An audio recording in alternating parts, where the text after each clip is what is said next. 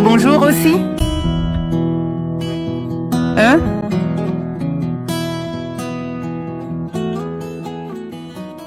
Fiat. Commençons. Nous allons commencer avec une grande joie, un salut spécial que nous envoie l'archevêque de Trani, Monseigneur Leonardo d'Ascenso, avec beaucoup d'affection.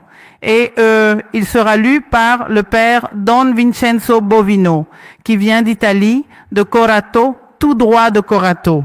Il est le curé de l'église de Santa Maria Greca où Luisa est enterrée. Alors, il va nous faire l'honneur de présenter le salut de l'évêque.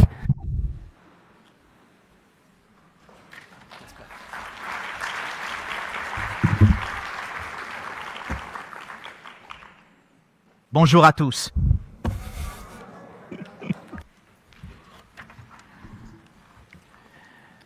Salutations aux participants du premier congrès international Unité dans la divine volonté.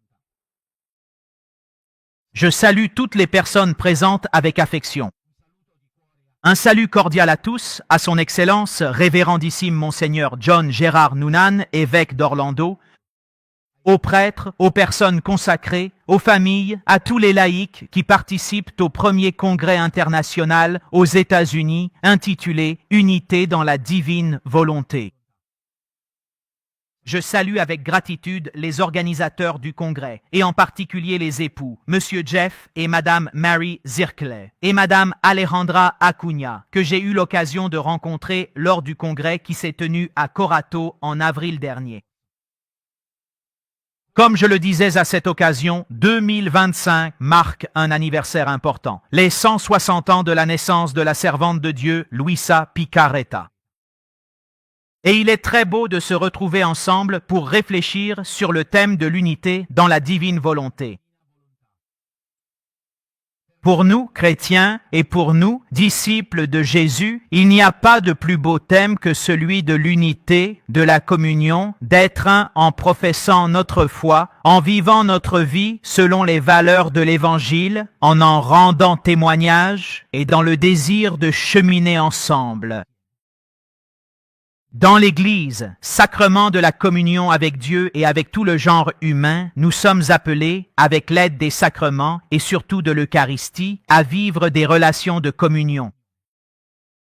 La première et nécessaire condition pour accueillir ce que le Seigneur a dans son cœur pour nous, la divine volonté, est précisément la communion.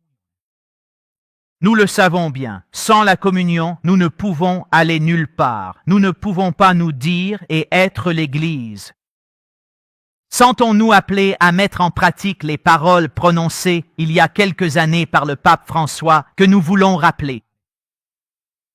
Ne gaspillez pas le temps précieux en bavardage, en méfiance et en opposition. Parfois dans l'Église, dans nos communautés, cela arrive aussi. S'il vous plaît, disait le pape François, ne gaspillez pas le temps.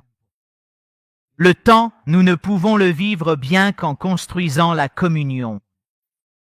Il est nécessaire dans notre vie, dans nos groupes, dans nos églises, de cultiver la spiritualité de communion et d'avoir comme méthode la synodalité.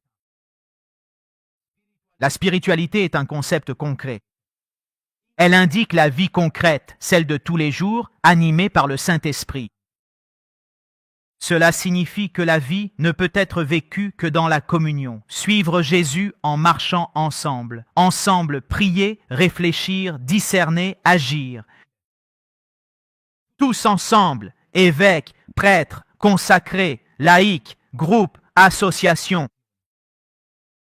Il n'y a pas de chemin à parcourir de manière solitaire.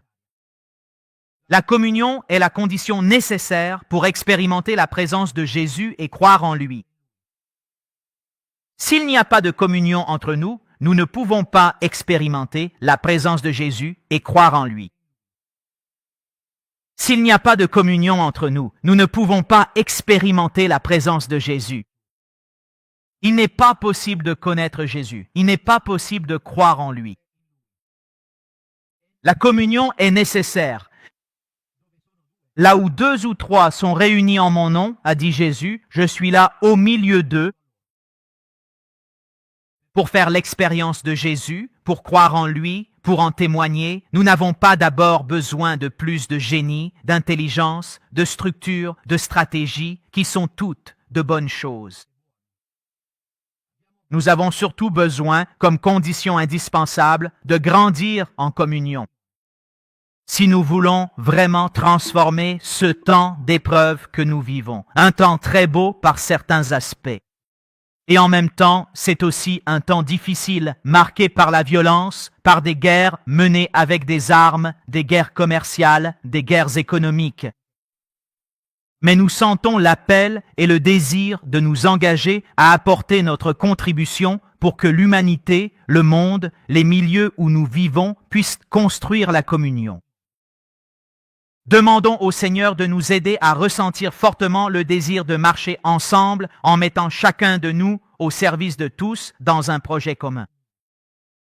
Ces réflexions sont particulièrement valables en ce temps où, comme nous l'a dit le pape François, le chemin de la synodalité, le chemin que nous sommes appelés à vivre et à parcourir ensemble, est le chemin que Dieu attend de l'Église du 3e millénaire. La synodalité, en effet, est une dimension constitutive de l'Église.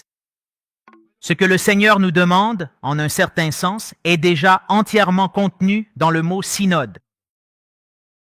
Dans le chemin synodal, qui est ce cheminement commun, un chemin que le pape François a particulièrement voulu en ce temps pour l'Église et que nous puissions tous vivre, la conversation dans l'esprit que nous avons tous appris à vivre ensemble nous aide véritablement à nous mettre à l'écoute les uns des autres, dans une attitude d'ouverture et de respect pour écouter ce que l'Esprit Saint souhaite nous communiquer.